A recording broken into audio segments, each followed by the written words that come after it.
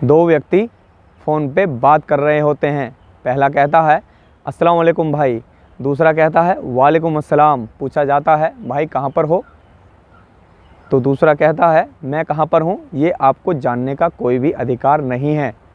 अगर कोई काम है तो बात कीजिए वरना फ़ोन काट दीजिए। जी हाँ, हम बात कर रहे हैं जमशेद अली ख़ान की। जमशेद अली ख़ान बच्चों बच्चों की ज़बान पे उसका नाम है और घर घर में उसको जाना जाता है। दूसरी बार फ़ोन आता है, कहा जाता है भाई एक आदमी का मर्डर होना है और वो काफ़ी बड़ा और पावरफुल है। जमशेद अली ख़ान कहता है ठीक है मर्डर हो जाएगा, लेकिन अगर बड़ा आदमी है तो पैसे भी कुछ ज़्यादा ही लगेंगे। बहरहाल उनकी जो डील है वो डन हो जाती है और जो रकम है आधी रकम उसको दे दी जाती है। इधर जमशेद अली ख़ान अपना पूरा पैकअप तैयार करके यानी कि पूरे जो उसके हथियार हैं उनको लेके इधर से चल पड़ता है अपना काम करने के लिए। उधर उत्तर प्रदेश पुलिस को एक सूचना मिलती है और पूरे अधिकारियों में डीआईजी तक में हड़कंप मच जाता है, हाहाकार मच जाती है कि अगर ऐसा हो गया यानी कि आजम अली ख़ान को अगर जमशेद अली ख़ान ने मार दिया तो पूरे प्रदेश में भूचाल आ जाएगा, पूरे प्रदेश में तबाही मच जाएगी, यानी कि दंगा फसाद हो सकता है। और ये बात उत्तर प्रदेश पुलिस ही नहीं, उत्तर प्रदेश के मुख्यमंत्री मुलायम सिंह यादव को भी ये बात पता लग जाती है और वो भी ये बात सुन के सन्न रह जाते हैं, प्रसन्न रह जाते हैं। जी हाँ, नमस्कार, आदाब, सत श्री अकाल, अस्सलाम वालेकुम। मैं हूं आपका अपना शहादत अली गुजर। स्वागत है आपका एस अली न्यूज़ नंबर 1 में। उम्मीद करता हूं आप और आपकी फैमिली अच्छे होंगे। हम बात कर रहे हैं उत्तर प्रदेश के ज़िले रामपुर की, जो नवाबों के लिए फ़ेमस है और फ़िलहाल आजम खान साहब के लिए फ़ेमस है। तो उधर उत्तर प्रदेश पुलिस परेशान होती है और इधर मुख्यमंत्री मुलायम सिंह यादव का डीआईजी विक्रम सिंह पर फ़ोन आ जाता है और वो कहते हैं अच्छा ये बताओ क्या आजम खान साहब की हत्या हो जाएगी जब उत्तर प्रदेश पुलिस जागेगी? डीआईजी साहब कहते हैं नहीं सर, ऐसा नहीं होगा, हम पूरी अपनी कोशिश कर रहे हैं, ऐसा नहीं होने देंगे। वो कहते हैं, मुलायम सिंह यादव कहते हैं कि मुझे काम करके जल्द से जल्द सूचना दीजिए वरना अपना इंतज़ाम कर लीजिए। रामेंद्र विक्रम सिंह बड़े परेशान होते हैं कि आखिरकार किया जाए, क्या किया जाए, कैसे किया जाए। उनकी नज़र सारे पुलिस ऑफिसर पर पड़ती है तो उन्हें एक याद आता है कि एक ऑफिसर हैं आर.के. मिश्रा यानी कि कविंद्र नारायण मिश्र, वो काशीपुर में तैनात थे। कविंद्र नारायण मिश्र को फ़ोन किया जाता है और उनसे कहा जाता है कि आपको जल्द से जल्द रामपुर में आना है। आर.के. मिश्रा साहब रामपुर आ जाते हैं और डीआईजी साहब उनसे कहते हैं आपके लिए एक काम है। मिश्रा साहब कहते हैं कि क्या काम है? उसके बाद वो कहते हैं कि एक जमशेद अली ख़ान व्यक्ति है जो आजम खान साहब को जान से मारना चाहता है, उसने कसम खा रखी है, प्रण ले रखा है। उसके बाद में वो कहते हैं कि साहब इस काम के लिए आपने मुझे ही क्यों चुना?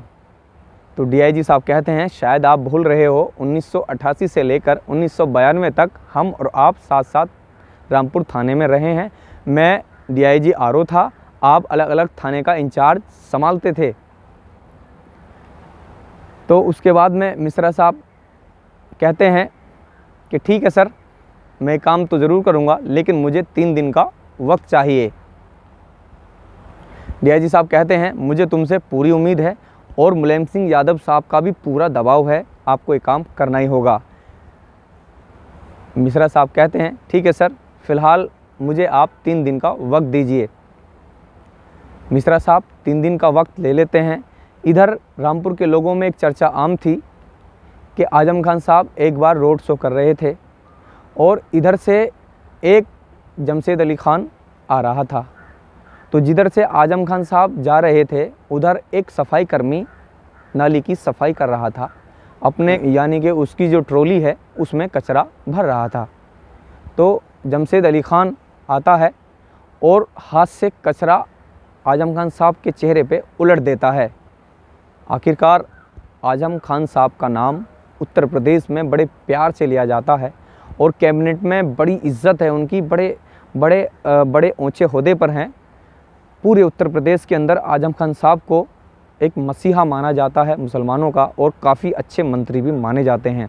आखिरकार जमशेद अली खान की इतनी हिमाकत क्यों हुई जो उसने खान साहब के चेहरे पर वो कचरा फेंका? खैर, ये बात तो इतिहास के पन्नों में दफन है और आजम खान साहब ही बता सकते हैं आखिरकार वो व्यक्ति आजम खान साहब से क्यों नाराज़ था, क्यों नहीं। आखिरकार वो व्यक्ति नाराज़ हो जाता है आजम खान साहब से और आजम खान साहब भी उसको माफ़ कर देते हैं। इस बात के चलते एक दिन ऐसा भी आता है कि उस व्यक्ति का किसी से झगड़ा हो जाता है और वो व्यक्ति जेल चला जाता है। जमशेद अली ख़ान जब जेल चला जाता है तो वहाँ जेल में जाने के बाद उसके बड़े बड़े बदमाशों से, उत्तर प्रदेश, बिहार, झारखंड, राजस्थान, बड़े बड़े टेररिस्ट लोगों से उसकी जान पहचान हो जाती है। जब उसकी जान पहचान हो जाती है तो जमशेद अली ख़ान अपने आप में एक कसम खाता है, एक प्रण लेता है कि मैं आजम अली ख़ान को जान से मार दूंगा। उसके बाद में ये बात आजम खान को जब पता लग जाती है तो आजम खान साहब तंग रह जाते हैं, परेशान हो जाते हैं और इस कसम के चलते आजम खान साहब पिछले 7 सालों से ईदगाह पर नमाज़ पढ़ने नहीं जा रहे थे, क्योंकि उन्हें ये डर था कि पता नहीं वो कहाँ से आएगा, किस तरफ से आएगा और मुझे मार के चला जाएगा। आजम खान साहब के अंदर ये ऐसा डर बैठ गया था कि आजम खान साहब मुलायम सिंह यादव को बताते हैं कि मैं ऐसा मामला है, एक व्यक्ति है जो मुझे जान से मारना चाहता है, कुछ करिए ना। तो मुलायम सिंह यादव जी DIG साहब को फ़ोन करते हैं, कहा जाता है कि मुझे रिज़ल्ट चाहिए वरना अपना इंतज़ाम कर लीजिए। इधर RK मिश्रा साहब एक अच्छे पुलिस वाले हैं और एक अच्छे इंस्पेक्टर भी हैं, तो उनको एक बात याद आती है कि 1978 में उनकी तैनाती हुई थी बनारस में। उधर जब वो अपनी ड्यूटी के लिए घर से निकल रहे थे, उनके एक बड़े भैया हैं, उनसे 18.5 साल बड़े हैं, उनको बुलाते हैं और कहते हैं कि भैया आप एक बात बताइए, पुलिस में जितने भी इनकाउंटर होते हैं क्या ये सच होते हैं? तो मिश्रा साहब बताते हैं कि कुछ सच भी होते हैं, कुछ दबाव में भी करने पड़ते हैं और कुछ फेक इनकाउंटर भी होते हैं।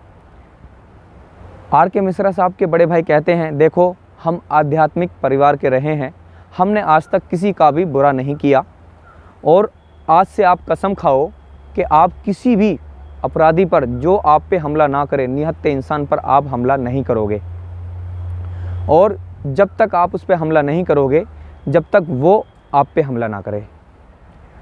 आखिरकार RK मिश्रा साहब अपने बड़े भाई को पिता के स्वरूप मानते थे और उनकी काफ़ी इज्जत करते थे, भला उनकी बात कैसे टाल सकते हैं। मिश्रा साहब कहते हैं, ठीक है भैया, आज के बाद मैं कसम खाता हूँ कि किसी भी निहत्थे इंसान पर, चाहे वो कितना ही बड़ा अपराधी क्यों ना हो, मैं उस पर जब तक गोली नहीं चलाऊँगा जब तक वो मुझ पर गोली ना चलाए। उसके बाद RK मिश्रा साहब जमशेद अली ख़ान के गांव आते हैं और काफ़ी लोगों से मिलते हैं, बात करते हैं, तो उनको कोई सुराग नहीं मिलता। जब उनको कोई सुराग नहीं मिलता तो वो बड़े परेशान हो जाते हैं कि आखिरकार किया जाए तो क्या किया जाए। इधर आजम खान साहब को जब ये पता लगता है कि एक व्यक्ति जेल में है और मुझे मुकम्मल तरीके से, यानी कि उसने बिल्कुल कसम खा रखी है और वो मुझे जान से मारना चाहता है, तो वो अपनी मनमर्जी के DIG ऑफिसर को अपने थाने में बुलाते हैं और उनसे कहा जाता है कि आपको एक काम करना है कि जमशेद अली ख़ान को ढूंढना है और उसका इनकाउंटर करना है। इधर DIG साहब ढूंढते रहते हैं, कोई कामयाबी नहीं मिलती, उनका ट्रांसफ़र करा दिया जाता है और ऑफिसर आते हैं, उनका भी ट्रांसफ़र करा दिया जाता है। लास्ट में एक DIG आते हैं और वो एक IPS ऑफिसर को उसका टेंडर देते हैं। कहते हैं IPS ऑफिसर का नाम है साध्वी गोस्वामी, महिला ऑफिसर है, और उनसे कहा जाता है कि आपको ये काम करना है कि जमशेद अली ख़ान को ढूंढना है और उसका इनकाउंटर कर देना है। महीना, 2 महीना, साल, 2 साल, आखिरकार साध्वी गोस्वामी को कामयाबी नहीं मिलती है। जमशेद अली ख़ान कहाँ छुपा है, कहाँ नहीं है, किसी को कोई ख़बर नहीं है, ना आज तक कुछ पता है। उसके बाद में आर के मिश्रा साहब जब लोगों से ढूंढते ढूंढते जब परेशान हो जाते हैं तो उनको एक ऐसा इंसान मिलता है जो उनके बिल्कुल काम का था। वो इंसान ऐसा था कि एक बार टेररिस्ट पकड़े गए थे, तो उसमें जमशेद अली ख़ान का दोस्त भी था। तो उन पे AK-47 थी। तो एक DIG कहते हैं कि मैं इसे इनकाउंटर करूंगा, जान से मारूंगा। तो आर के मिश्रा साहब कहते हैं कि आप इसे जान से नहीं मार सकते, ये निहत्था है। तो DIG कहते हैं नहीं, मैं इसे ज़रूर मारूंगा।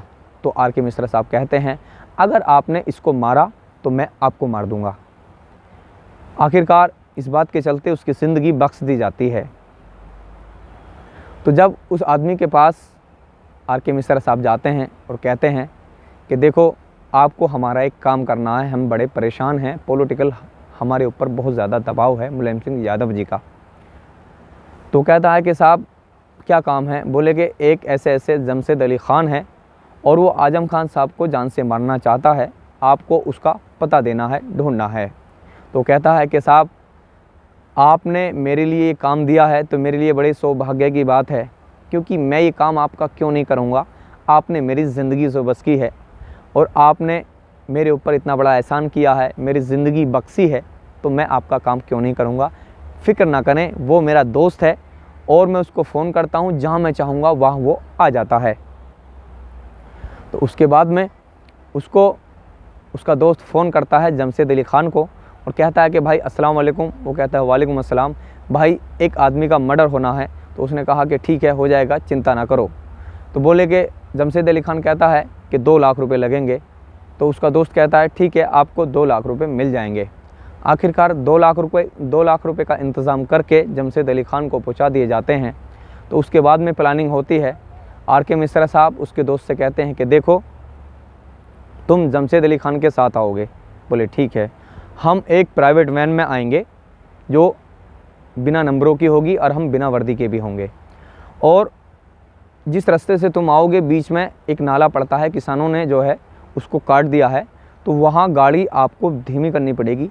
जैसी वो गाड़ी आएगी और वहाँ गाड़ी धीमी होगी तो आपको वहाँ से भाग जाना है, क्योंकि उसके बाद में गोलियों की बौछार हो जाएगी। आखिरकार जमशेद के साथ उसका दोस्त आ रहा होता है। इधर से आर के मिश्रा साहब अपने 4-5 पुलिसकर्मियों को लेके बिना वर्दी के एक प्राइवेट वैन में पीछे से आ रहे होते हैं।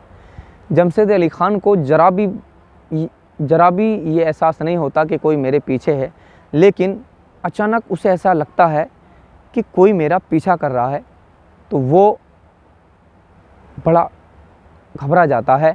तो जब वो उसका पीछा कर रहे होते हैं तो आखिरकार वो गड्ढा आता है। जैसे वो गड्ढा आता है तो जमशेद अली ख़ान का दोस्त तुरंत वहाँ से कूद के भाग जाता है। जमशेद अली ख़ान का दोस्त जब भाग जाता है तो उधर से फायरिंग होने लगती है और जमशेद अली ख़ान भी काफ़ी फायरिंग करता है। कुछ टाइम के बाद फायरिंग रुक जाती है। जब फायरिंग रुक जाती है तो DIG साहब कहते हैं और आर के मिश्रा साहब कि ऐसा लगता है कि फायरिंग नहीं हो रही है, तो कहीं हमारा काम कामयाब हुआ या नहीं हुआ, ये मरा है या नहीं मरा है। आखिरकार डरते डरते आर के मिश्रा साहब जमशेद अली ख़ान के करीब आते हैं। जैसे ही जमशेद अली ख़ान के करीब आते हैं तो जमशेद अली ख़ान तुरंत ही गोली मारने के लिए बंदूक उन पर तैनात करता है। तो तुरंत ही आर के मिश्रा साहब गोलियों से उसको ढेर कर देते हैं। आखिरकार जमशेद अली ख़ान का जो चैप्टर है वो वहीं क्लोज हो जाता है। तुरंत मुलायम सिंह यादव जी को फ़ोन किया जाता है कि जय हिंद सर, हमने आपका काम कर दिया, जमशेद अली ख़ान मारा जा चुका है। इधर मुलायम सिंह यादव आज़म खान को फ़ोन करते हैं कि आपका काम हो गया है, आपका जो दुश्मन है वो मर चुका है। इधर आर के मिश्रा साहब आज़म खान साहब को फ़ोन करते हैं और कहते हैं कि साहब आपका दुश्मन मैंने मार दिया है, अब वो आपको कभी नहीं मारेगा। तो आज़म खान साहब खुश होते हैं कि साहब आपने मुझ पे एहसान ही नहीं किया, आपने मुझ पे बहुत बड़ा कर्ज मेरे सिर के ऊपर धर दिया है, आपने मेरी जान जो बचाई है। उसके बाद में उसका चैप्टर वहीं क्लोज हो जाता है जमशेद अली ख़ान का। और आर के मिश्रा साहब कहते हैं अगर ये अगर ये हथियार मेरे ऊपर ना उठाता, मुझ पे गोली चलाने की कोशिश ना करता, तो मैं इसको नहीं मारता। तो दोस्तों, ये थी आजम खान साहब को मारने वाले जमशेद अली ख़ान की पूरी कहानी। और ये स्टोरी आपको कैसे लगी आप कमेंट बॉक्स में बताइए। और अगर ये स्टोरी आपको अच्छी लगी है, वीडियो आपको अच्छी लगी है, तो आप हमारे एस अली न्यूज़ चैनल को सब्सक्राइब कीजिए, लाइक कीजिए, कमेंट कीजिए, शेयर कीजिए। मिलता हूँ आपको ऐसी ही इन्फॉर्मेशन, लेटेस्ट कहानी के साथ, रोमांचक कहानी के साथ अगली बार। जय हिंद, जय भारत।